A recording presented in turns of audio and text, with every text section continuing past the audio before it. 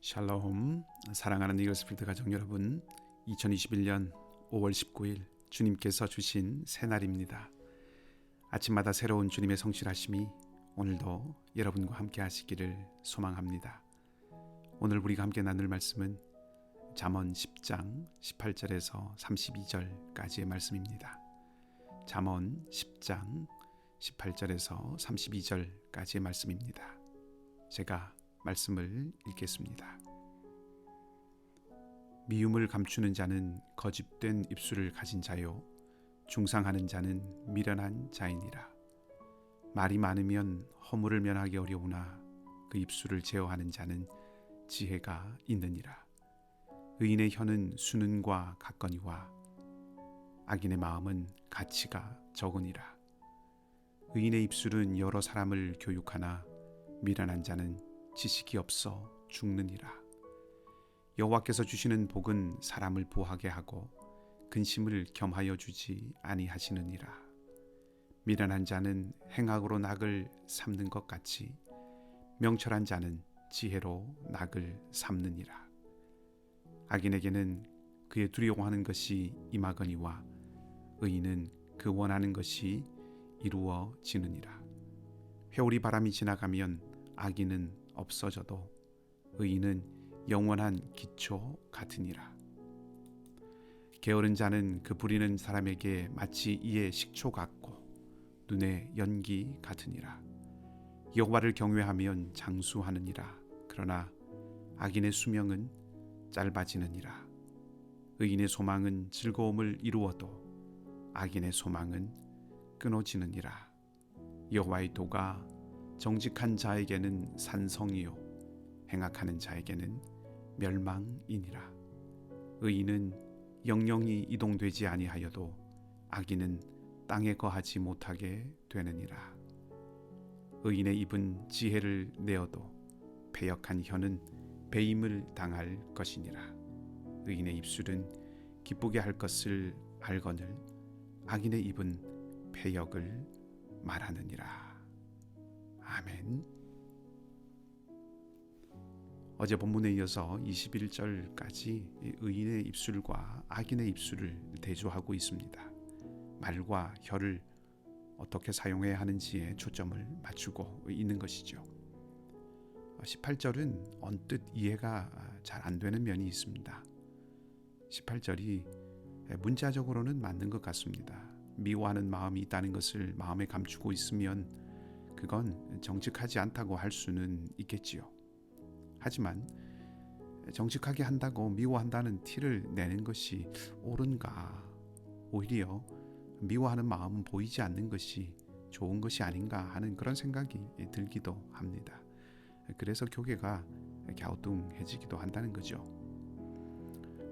그래서 28절 말씀을 좀 이해하기 위해서 여러 다른 번역본들과 영어 성경들 그리고 히브리어 본문을 살펴보니 거짓말로 미움을 감추는 사람과 남을 중상모략하는 사람은 미련한 사람이다 하는 정도로 이해할 수 있는 말이라고 이렇게 볼 수 있을 것 같습니다. 그러니까 미워하는 마음이나 증오심을 여과 없이 드러내는 것이 옳다는 것을 말하는 것이 아니라 거짓으로 꾸며서 속내를 감추는 사람, 그리고 근거 없이 좋지 않은 말을 퍼뜨리는 사람은 어리석은 사람이다 하는 그 정도의 말로 생각해 볼 수 있는 구절이라는 거죠.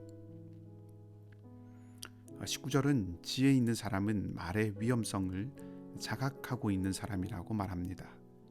말을 절제할 줄 아는 것과 지혜가 밀접하게 관계가 있다는 것이죠. 20절과 21절 말씀은 의인과 악인, 또 의인과 미련한 사람의 말에 대한 것을 이야기하고 있는데 말의 긍정적인 면과 말의 부정적인 영향력에 대해서 알려주고 있는 것입니다. 의인, 곧 지혜로운 자의 말은 가치 있고 또 여러 사람을 교육하지만 악인의 말은 지혜가 없기에 죽음에 이르게 합니다. 여기서 주목해 볼 만한 것은 절제입니다. 18절도 미련한 사람이 하는 일이 말을 퍼뜨리는 것, 곧 많이 말하는 것과 연결되어 있다고 볼 수 있고 19절 말씀도 말이 많으면 허물을 면하기 어렵다고 말하고 있습니다. 한마디로 미련하고 어리석은 사람은 말의 절제가 없다는 것이죠. 야고보 사도도 말에 재갈을 물려서 말을 제어하듯이 우리의 말에 실수가 없는 자가 되면 온전한 사람이라고 하였는데, 우리 모두가 지혜로운 입술이 되기를 소망해 봅니다. 22절에서 26절까지는 하나님께서 주시는 복과 또 의인과 악인에 대한 것을 말하고 있는데, 역시 22절도 약간은 이해하기 어려운 말입니다. 우리말 성경의 아래쪽에 설명해 둔 것을 보면 하나님께서 복을 주셔서 사람을 부하게 하고 수고하는 것으로 더하지 못한다고 해서 복은 하나님께서 주시는 것이라고 이해함직하게 해두었습니다. 그렇게 보는 해석도 많고, 또 어떤 곳에서는 근심이라는 말이 고통, 적의라는 뜻이 있다는 데 착안을 해서 하나님께서 복을 주시는데 그 복으로 인해서 근심을 불러오거나 혹은 적의가 따라오지 않게 하신다 하는 뜻으로 보기도 합니다. 조금 더 설명을 드린다면 적의, 곧 적대감이라고 할 수 있겠죠. 그 적대감은 상대방이 생각하기에 정당하지 않다고 생각하기 때문에 나타나는 것입니다. 그런 측면에서 적의감 혹은 적대감을 불러일으키는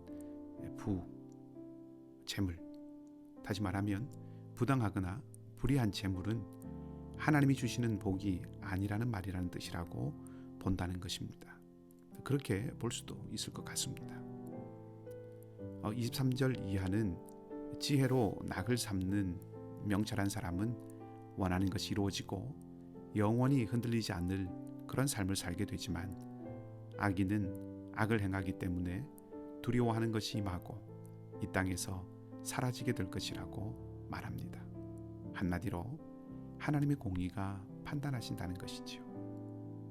그것을 알기 때문에 27절 이하에서 지혜로운 자는 하나님을 경외하고 하나님의 길에 행한다고 말하면서 악인과 의인의 삶을 다시 대조하고 있습니다. 누구나 성공적인 삶을 살기를 원합니다. 누구나 행복하게 인생을 가꾸기를 원합니다. 그리고 오늘 살펴본 이 잠언은 그러한 삶을 어떻게 얻게 되는지를 말해주고 있다고 볼 수 있습니다. 그런 측면에서 오늘 본문의 말씀을 보면, 오늘 본문은 첫째, 의인의 말을 해야 한다고 했습니다. 악인은 그 마음을 감추고 숨기고 헐뜯고 꾸며대는 말을 하고 절제하지 못하고 악한 마음을 쏟아놓습니다. 그러나 지혜자, 의인은 입술을 제어하고 여러 사람을 살리는 말을 합니다. 두 번째로는 바르게 불을 쌓으라고 말했습니다. 불은 하나님이 주시는 것이니 하나님의 성품인 공의로움이 깃들어 있어야 한다는 것이죠. 불의한 방식으로 재물을 쌓지 않는 것이 바르게 불을 쌓는 것입니다. 불의한 방식으로 얻은 부는 무익하고 근심과 불행을 가져옵니다. 참된 성공과 행복은 정직하게 쌓고 선하게 사용하는 것을 통해서 온다는 것을 본문이 다시 한번 알려주고 있습니다. 세 번째는 하나님의 판단을 늘 생각해야 한다고 말했습니다. 본문은 의인과 악인의 마지막에 대해서 계속 이야기해 주었습니다. 누가 사라지고 누가 남을 것인지를 일러주었습니다. 악인은 잠시 힘을 얻을 수 있지만 영원하지 못합니다. 하나님의 판단이 있기 때문이죠.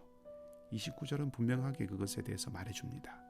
여호와의 도가 정직한 자에게는 산성이요 행악하는 자에게는 멸망이니이다. 오늘 은혜의 기회로 또 하루를 우리에게 주셨습니다. 어떤 길이 참된 성공과 행복의 길인지를 기억하고 살아계신 하나님의 길이 산성이 되는 삶을 저와 여러분 우리가 살기를 원합니다. 우리 입술에는 의인의 말이 있기를 바라고 우리가 쌓는 부는 바르고 정직한 부이기를 바라고 늘 우리의 생각에 최종적으로 판단하시는 하나님의 공의로운 판단이 또 기억되고 생각되는 그런 삶이기를 바랍니다. 그리하여서 하나님께서 인정하시고 하나님께서 기뻐하시는 참된 지혜자의 삶, 의인의 삶을 우리 모두가 살아가기를 주님의 이름으로 소망합니다. 기도하겠습니다. 하나님, 세상에 많은 길이 있습니다. 오직 하나님의 길을 걷기를 원합니다. 많고 많은 말이 우리에게 들리고 우리도 많은 말을 하며 살아갑니다. 절제 않은 입술이 되고 사람을 살리는 입술이 되도록 늘 우리 입에 진리의 말씀과 주님의 사랑으로 파수꾼을 세워주시고 하나님의 공의를 기억하며 불의를 버려갈 수 있는 용기를 날마다 더하여 주시옵소서. 상록의 어르신들을 붙들어 주시고 사랑하는 자녀들을 지켜주시며 경제와 관계와 건강과 육신의 약함에 있는 교우들과 함께 해주셔서 일어서고 회복되게 하여 주시옵소서. 팬데믹의 어려움 가운데서 우리 교우들이 지치지 않게 하시고 주님의 평안 가운데 이 시기를 잘 지나갈 수 있게 하시며 선교사님들의 사역과 건강 가운데 각별한 주님의 은총을 내려 주시옵소서. 감사를 드리며 오늘 하루의 삶도 온전히 주님께 맡겨드리고 좋으신 우리 주님 예수 그리스도 이름으로 기도하옵나이다. 아멘.